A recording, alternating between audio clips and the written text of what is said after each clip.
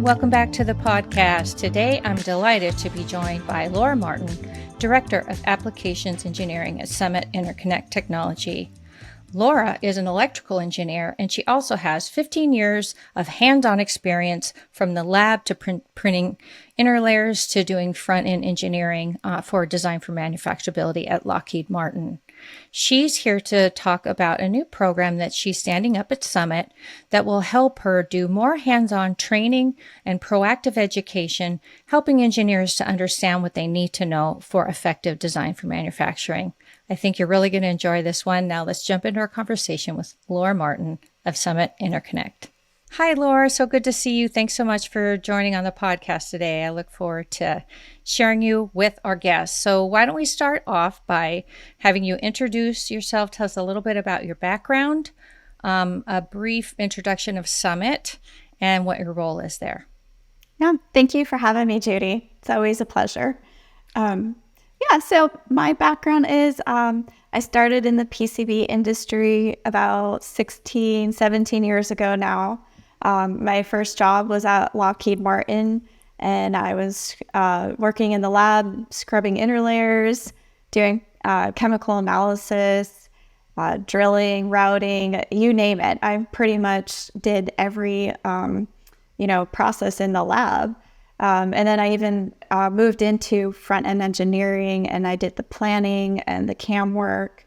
So I just, I spent about 10 years hands-on building circuit boards, and I really loved it. I like the challenge. I like building things, and you never run out of things to work on in circuit boards. So that's for sure.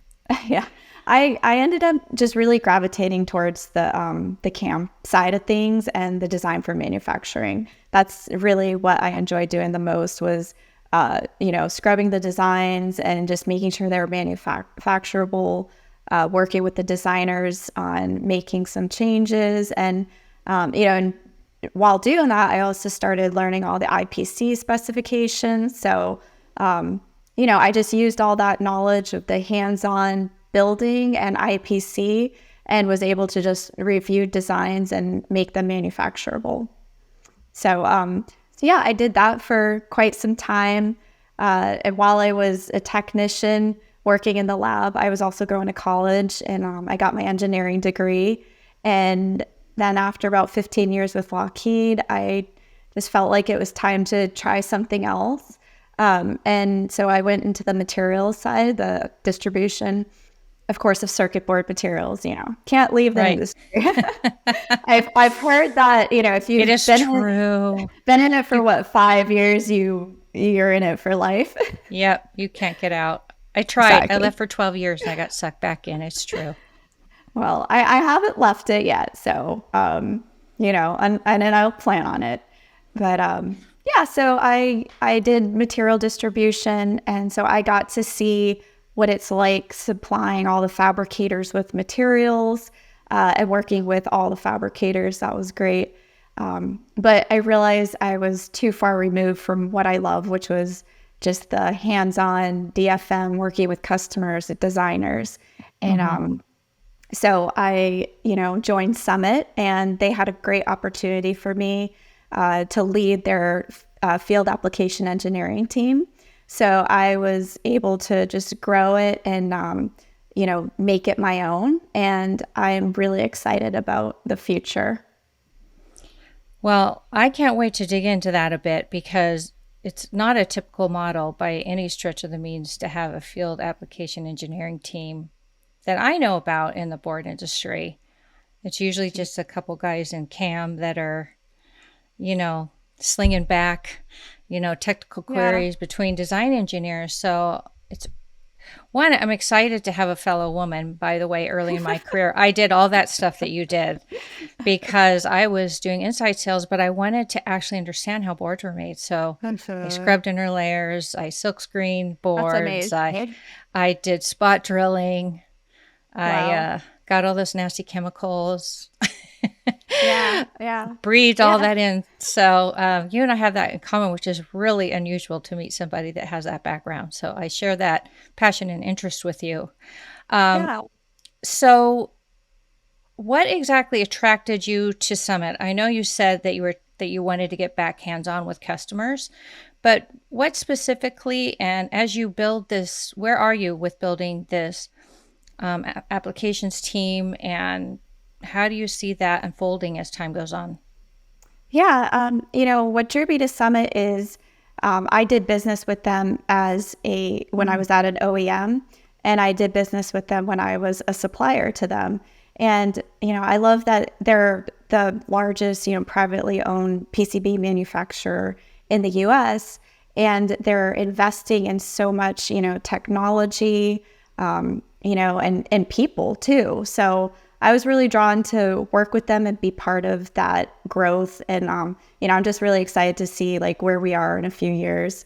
But yeah, so for my team, we're developing a different way of doing DFMs. Like you mentioned, most of the time it's just a CAM operator, reviewing a board and putting a technical query out, which is, fantastic. They're very knowledgeable.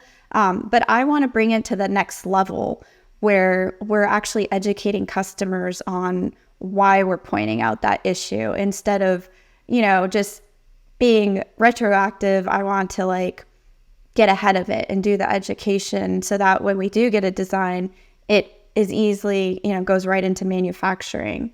But, it's quite a challenge because, as you know, boards are just getting more and more complex. So it needs that, that human touch, that person holding your hand, being a partner, and really working together up front, before the design is even completely laid out. Right. Which is, I blogged for a while particularly for RF engineers at laying out board, and there were so many missing pieces for them. And just sharing the fundamentals I found was so helpful, which was shocking to me.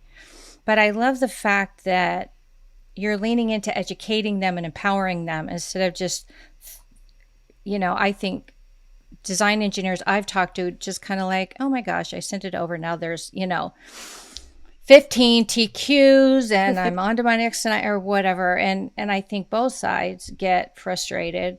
And as much as myself and others throughout the industry has said, go to your board shop, partner closely, it's not always practical. Yeah. So this idea of putting like a team on it is really novel. And the education side's awesome. So how exactly are you going to serve up that education? And then I'm going to ask you a little bit about what's changed, over the 15 years that you've been in the business. So let's hear about ways you're going to serve up that education as well as face-to-face. Yeah, well, Summit does monthly webinars where we talk about different topics, board fabrication. Just today we actually did one on cavities, which is a topic a lot of people always ask questions about. So we did a webinar on that. In November, my team is doing a webinar on annular ring. Just, maybe simple topics, but things that not everybody understands, or maybe there's new designers coming into the industry. So like we need to continually just keep talking about these topics. And you never know, maybe a seasoned designer will pick up something that they didn't know. And you can also follow us on LinkedIn. We post a lot and try to provide education to our customers. I love that. Because digital is always easier, right? Way to education as well as face-to-face, because it sounds like you're going to do a lot of that. Well, Laura, so I've been out of the board industry for a while now, and I'm a little out of touch, but I know you've been deep in it for the last 15 years, and I know boards have gotten very, very complex. And how does that affect a manufacturer, as well as I know engineers are now EEs. So tell me a little bit about what that's like in the real world. Yeah, as boards have become more complex, they went from a single lamination, and one plating cycle to having multiple, via structures like blind and bare vias and micro vias. And the number of lamination cycles has increased. So the boards used to go through the shop one time and get drilled and plated and be done. But now every time you add another lamination cycle, and you see many like 8-10 lamination cycles is pretty standard now. And every time it gets a lamination cycle, it has to go through that drilling and plating process again. So it's just really eroded the capacity in the shop, but that's also, transferred over to the front end engineering and DFMs. It takes a lot longer to go through all those layers and all those process steps. And, so that's the impact that it's had on the manufacturer. So, Laura, I know you deal with design engineers all the time, and it's been a while since I've been out of that game. With all this complexity, what is the kind of feedback you're getting from engineers? Because it sounds like they can't easily just run it through a DFM check in their EDA software. Like, what does that look like in the real world? Right. It's just becoming, increasingly more important to have a partnership with the designer before they even finish the design. Because what happens is if they don't get involved and they just hand off a board design, and if they didn't understand, like the manufacturing limitations or capabilities of different board shops, so a lot of times they might get a no bid or, a high, it could be cost more because a fabricator might see that it's just more difficult to build than it really has to be. So that partnership up front is very important as boards get even more and more complex. I agree. And it can really impact cost and time and a lot of different things. And it's really hard to get that message across. Like, come talk to us before you're finished with the design. Exactly. And it's a hard message, but I trust you and your team are going to work on carrying out that message. So what you talked about design engineers really needing to have a close partnership, which is something I've been talking about, but it sounds like you're actually coming up with tangible solutions. So what boards are really unique. So what do today's complex design engineers really need from someone like you and your team, Laura, and from a partner? Yeah. Just, having that open communication, just being able to reach out and ask questions, and we will help them, guide them on the right, design for manufacturability rules. And we've also come up with multiple solutions to address all the variety of needs in the industry as well. So I feel like we're getting creative. We're hearing we're rising to the occasion with the increased complexity, and every customer has different needs. And so we're coming up with multiple solutions instead of just send it through the tooling department and get a DFM. I keep asking people, like, what does DFM mean to you? It's like I really break it down and I try to understand what does the customer actually need? Do they need a full tooling DFM and, which puts pressure on our front end engineering resources? Or do they need an FAE to review it for producibility and say, this is going in the right direction, let's keep doing that? Or, I've identified something that maybe we need to back up and, go look at how can we make this more manufacturable. So yes, it's very important, I think, to start talking, with your fabricator before you finish the design. I love that. I totally agree. That was even true back in my day. And I always celebrated when someone actually talked to me before they designed a board. It was such a nice luxury. So, what advice would you give? I know as you lean into this, there's going to be more resources available, certainly through Summit. And you mentioned webinars and some of the things you'll be producing. What other places do you recommend that engineers go to sort of self-educate, which is something they need to be doing as much as possible?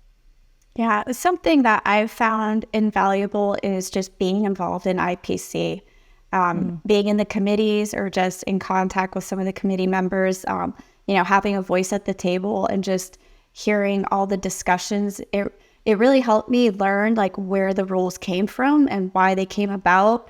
And, and so I think that's a really great way to learn about board design and the rules. And I get a lot of education on LinkedIn.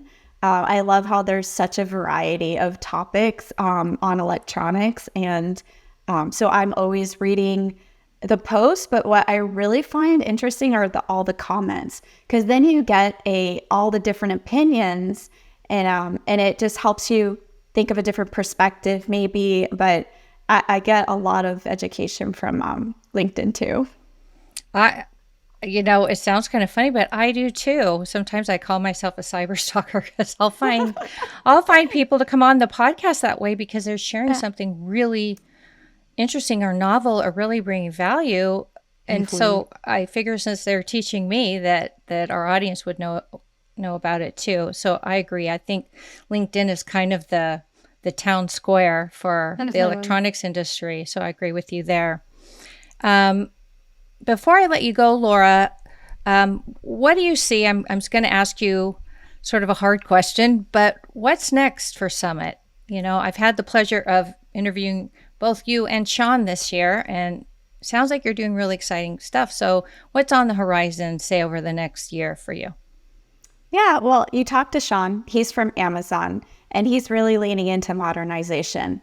And I'm leaning into the customer obsession. My team and I are just working closely with customers to educate them and just enable that smooth handoff. I love that. I used to steal that customer obsession line myself, because it's, if you really do serve the customer and help the customer, you won't need to look for business. So exactly. I'm really excited to see what Summit comes up with this year, and you as well. Where can our listeners go plug into some of the resources you have available at Summit right now? Yeah, we have everything posted on our website, and we also post a lot of stuff on LinkedIn. So, follow us there, follow me on LinkedIn, reach out to me. I'm happy to help any designer with their boards. Okay, I love that. Well, if you let me, I'll share your LinkedIn profile, Laura. Absolutely. Okay, well, thanks again, Laura. This has been so great, and it's wonderful to learn about the things that Summit is doing, and it's exciting to watch, and I wish you all the luck. Thank you, Judy. Thanks for having me. It's always my pleasure. For our audience, I will go get all those links from Laura, and I'll put them in the show notes for you, but make sure you go over and check out Summit's website. As Laura mentioned, there's monthly webinars, some good learning resources. Connect with Laura, connect with their team, and there's lots of resources out there for you to keep learning in a really easy, digestible way. So thanks so much for joining us this week. I trust you've enjoyed this conversation. We'll see you next week. Until then, remember to always stay connected to the ecosystem.